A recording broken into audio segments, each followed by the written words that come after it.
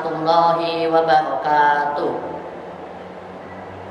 Innal hamdalillah nahmaduhu wa nasta'inuhu wa na'udzu billahi min syururi anfusina wa min sayyiati a'malina may yahdihillahu fala mudilla lahu wa may yudlil asyhadu an la ilaha illallah wa asyhadu anna muhammadan abduhu wa rasuluh.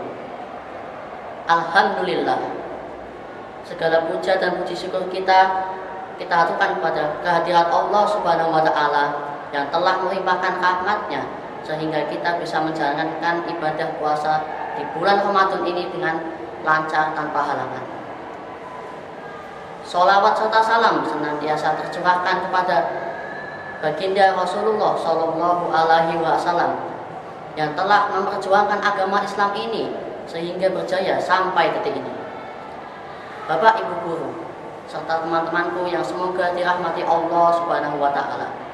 Izinkan saya di sini ingin menyampaikan sedikit wawasan terkait dengan sejarah dari ibadah puasa.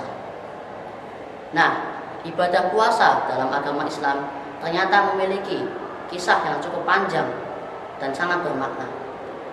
Nah, orang yang pertama kali berpuasa ternyata adalah Nabi Nuh alaihi salam beserta seluruh umatnya ketika ia berhasil lolos atau berhasil selamat dari banjir bandang yang memusnahkan peradaban di dunia ini. Banjir yang menyapu begitu luas dunia ini, mereka berhasil selamat dari itu.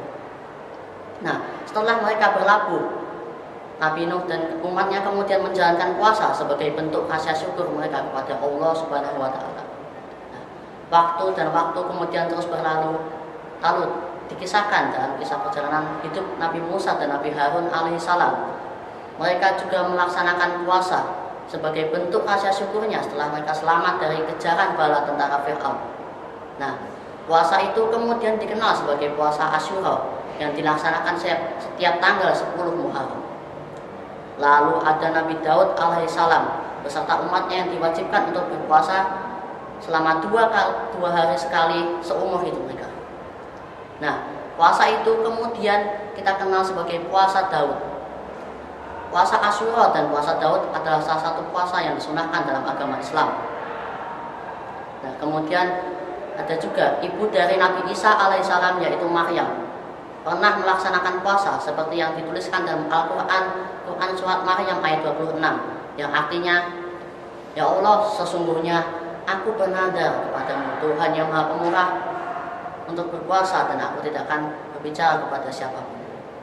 Nah, karena ia tidak boleh makan, minum dan juga bicara, ketika orang-orang menanyainya tentang Nabi Isa, ini anak dari siapa? Ini anakmu kah? Apakah ini adalah hasil hubunganmu dengan orang lain? Dia hanya terdiam dan dia hanya menunjuk kepada anaknya yaitu Nabi Isa alaihissalam. Nah, itulah kisah-kisah perjalanan puasa yang dilakukan oleh umat-umat terdahulu. Nah, lalu bagaimana kisah awal mula puasa Ramadan yang biasa kita jalani setiap tahun ini? Nah, ternyata sebelum puasa Ramadan, Nabi Muhammad SAW beserta umatnya sudah melaksanakan puasa yaitu pada tanggal 13, 14, dan 15 pertengahan bulan setiap bulannya. Mereka juga melaksanakan puasa Asyura tanggal 10 Muharram ketika Nabiullah Muhammad melihat orang-orang Yahudi melaksanakannya. Orang-orang Yahudi itu berkata itu adalah sebagai bentuk rasa syukur mereka atas selamatnya Nabi Musa alaihissalam dari kejaran bala tentara Fir'aun. Nah, namun setelah sekitar 18 bulan lamanya, yaitu sekitar bulan Sya'ban, Allah Subhanahu wa Ta'ala menurunkan perintah untuk berpuasa, puasa wajib bagi seluruh umat muslim selama 1 bulan penuh di bulan Ramadan. Nah, seperti yang tertulis dalam Quran surat Al-Baqarah ayat 183 yang berbunyi, Bismillahirrahmanirrahim. Ya ayyuhalladzina kutiba alaikumussyiyam kama kutiba alal ladzina min qablikum la'allakum tattaqun. Shadaqallahul adzim. Artinya, wahai orang-orang beriman, diwajibkan atasmu untuk berpuasa selama 1 bulan penuh sebagaimana diwajibkannya puasa atas orang-orang terdahulu supaya kalian bertakwa. Nah, mereka harus berpuasa selama 1 bulan penuh, menahan makan, minum, emosi, hawa nafsu dari matahari terbit sampai matahari terbenam. Dengan berpuasa, mereka dan kita semua akan terlindung dari godaan hawa nafsu dan syaitan. Puasa juga melatih kita untuk menjadi orang yang lebih sabar, tidak pemarah, dan mengajarkan kita untuk menjadi orang yang lebih bersyukur. Namun, tidak semua orang diwajibkan untuk berpuasa. Orang-orang yang memiliki halangan seperti sakit, musafir, atau mungkin orang tua yang sudah renta dan lain sebagainya, mereka tidak diwajibkan untuk berpuasa.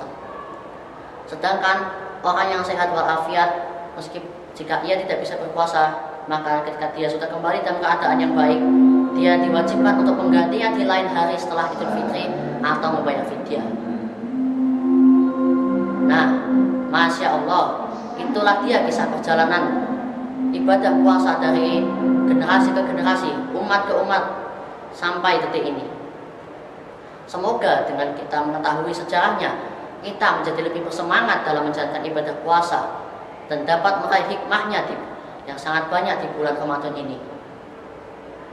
Cukup sekian kultum yang dapat saya sampaikan pada kesempatan kali ini.